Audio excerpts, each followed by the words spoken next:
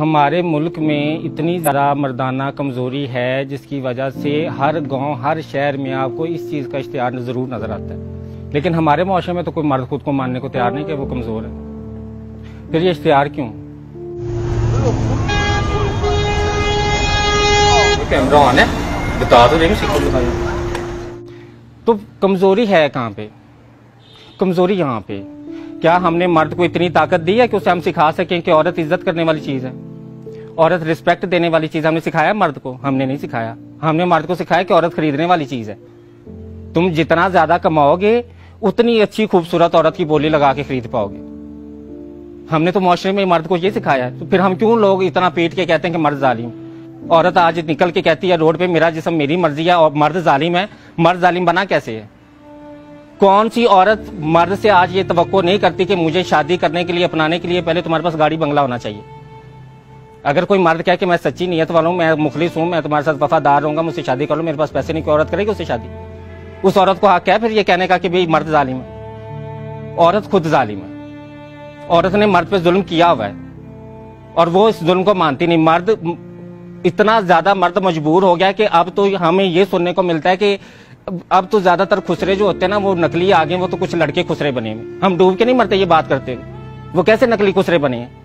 معاشرے کا اتنا بڑا طبقہ نکلی خسرے بن رہا ہے، اسے کون روکنے والا ہے؟ کوئی نہیں، کیوں نہیں اس کی کوئی جڑ ڈھونڈ رہا کہ بھئی یہ کہاں سے بننا شروع ہو گئے؟ ہم نے مرد کو مرد رہنے نہیں دیا۔ ہم نے مرد کو سکھایا کہ تم تماشبین ہو، تم نے پیدا ہونا ہے تو تم نے عورت کو یا بیچنا ہے یا خریدنا ہے۔ بہن بیچنی ہے اور بیوی خریدنی ہے، اس کے لیے تمہیں پیسے چاہیے بہت زیادہ، جتنے زیادہ پیسے ہوں گے اتنا اچھا مال تم خرید سکو گے۔ یہ سکھانے کے بعد پھر مرد سے ہم کس چیز کی توقع کرتے ہیں کہ وہ اچھا مرد بن کے سوسائٹی میں؟ وہ اچھا مرد نہیں بنے گا، وہ اس سے بھی مزید ظالم بنے گا۔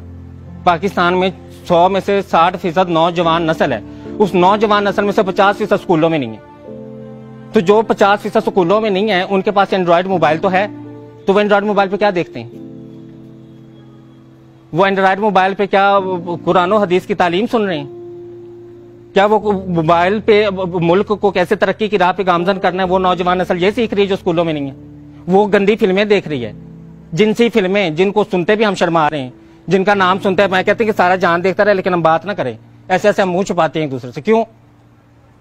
ہم نے اپنے نوجوان نسل میں معاشرے کو نہ تو تعلیم دی ہے نہ ہی اسے تربیت دی ہے۔ تربیت کو لفظ ہمیں نہیں نہ پتا کیا ہے، ہم نے تو افسر بننا سکھایا ہے۔ ہم نے بچے کو شروع سے کہا ہے کہ تمہارے امتحان میں نمبر اچھے نہیں چاہیے، چاہے بوٹی لگا کے آئے، چاہے نقل کر کے آئے، چاہے جس طرح بھی آئے، تمہارے 100 میں سے 100 نمبر آئیں اور تم کل کو بس CSS کر کے کوئی افسر بن جاؤ اور افسر بن کے تمہاری زندگی سیٹ ہے۔ تمہیں نہ اچھا انسان بننے کی ضرورت ہے، نہ تمہیں عزت کی ضرورت ہے، نہ تمہیں عورت کی عزت کرنے کی ضرورت ہے۔ اپنی عزت کا تو مرد کو پتہ ہی نہیں ہے۔ مرد نے تو اپنی عزت پہ کبھی سوال ہی نہیں اٹھایا کہ نہیں یار میری بھی عزت۔ حضرت یوسف کا قصہ سناتی ہوں آپ۔ زلیخا نے روکا، جنسی عمل کے لیے جھپٹی، طاقتور مرد کون تھا؟ اس نے کہا کہ نہیں میں مسلمان مرد ہوں، عورت ننگی بھی میرے سامنے آ جائے میرا ایمان نہیں ڈولتا، میں اس رب سے ڈرنے والا ہوں۔ مرد، اصل مرد وہ ہوتا ہے جس میں برداشت ہوتی ہے، طاقتور میں برداشت ہے نا، کمزور میں برداشت نہیں ہوتی۔ کمزور کون ہوتا ہے؟ جس میں برداشت نہیں ہے۔ طاقتور کون ہے؟ جس میں برداشت ہے۔ تو طاقتور مرد تو وہ ہوتا ہے کہ وہ ننگی عورت کو دیکھتا تو وہ مسلمان معاشرے میں آنکھیں جھکاتا، وہ سر منہ پھیرتا، وہ کہتا ہے کہ نہیں یار میں اگر یہ عورت جہنم کے راستے پہ چل بھی پڑی ہے تو میں تو مسلمان مرد ہوں، میرا کام تو عورت کی عزت کرنا ہے، اس کو عزت دینا، اس کا جسم ڈھانپنا، اس کا جسم ننگا کرنا نہیں ہے۔ یہ سکھانا تھا ہم نے مرد کو، ہم نے نہیں سکھایا۔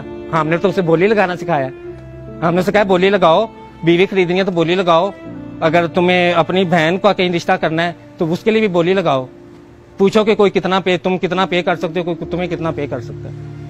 اب یہ کرونا آ گیا ہے، اب یہ شادیاں کیسے اخراجات کے بغیر ہو رہی ہیں؟ ابھی تو لوگ شادیاں کر رہے ہیں نا، اب تو دولہے کو فکر نہیں ہے کہ میں نے شادی کرنے سے پہلے 10 لاکھ روپیہ جوڑنا ہے، میں نے گھر بنگلہ گاڑی لازمی ہو تو میری شادی ہوگی۔ تو جب گھر گاڑی بنگلہ عورت دیکھتی ہے نا، جب عورت مانگتی ہے کہ بھئی میں شادی کرنے کے لیے گھر بنگلہ گاڑی مانگتی ہوں، تو پھر ظاہری بات ہے مرد بھی بولی لگاتا ہے۔ تو ہم بیچنے خریدنے کا کام کر رہے ہیں۔ ہمیں سکھانا پڑے گا کہ رشتہ کیا ہے، شادی کیا ہے، نکاح کیا ہے، 3 کلمے پڑھنے کا مطلب کیا ہے، کون سا یہ رسم کہاں سے آئی ہے؟ مجھے یہ بتا دیں کہ اسلام میں تو مجھے یہ پورے اسلام میں یہ رسم نظر نہیں آتی کہ بھی دولہے کو شادی کے لیے جو ہے وہ ایک گھر گاڑی بنگلہ لازمی ہونا چاہیے، سوشل سیکیورٹی ہونی چاہیے، فیوچر سیکیورٹی ہونی چاہیے۔ یہ کانسیپٹ کہاں سے ہیں؟ کون لے کے آئے سوسائٹی میں یہ کانسیپٹ؟ ظاہری بات ہے جب عورت مرد سے توقع کرے گی اس چیز کی تو مرد بھی تو پھر بدلے میں مانگے گا نا. یہ تو لین کا دین ہے, مارکیٹنگ کیا ہے. آپ بولی لگائیں گے, آپ خریدیں گے تو پھر شرائط رکھی جائیں گی. پھر جب آپ دلہے کو کہیں گے کہ بھی تمہیں شادی کرنے سے پہلے گھر گاڑی بنگلہ خریدنا ہے, تو پھر وہ کہے گا بھی گھر گاڑی بنگلہ خریدنا ہے تو پھر مجھے اس نقشے کی عورت بھی چاہیے.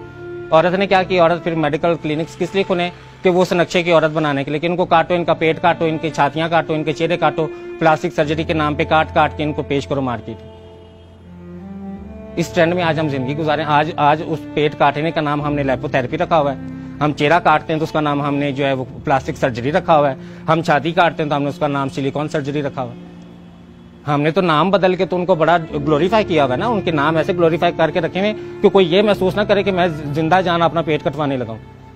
یہ کسی کو محسوس نہ ہو. سب کو یہ محسوس ہو کہ میں لیپو تھراپی کرا رہا ہوں, میں پتہ نہیں حسن کا شہزادہ بننے لگا ہوں. ہمارے وقت میں تو پھر بھی جو مرد ہوتا تھا نا, جب جوان ہوتا تھا تو میرے نانی دادی جو تھی وہ دیسی گھی کی خوراکیں بناتی تھی. وہ مجھے نہیں بناتی تھی کہ نہیں بچہ جوان ہو گیا اس کو یہ خوراک کھلانی.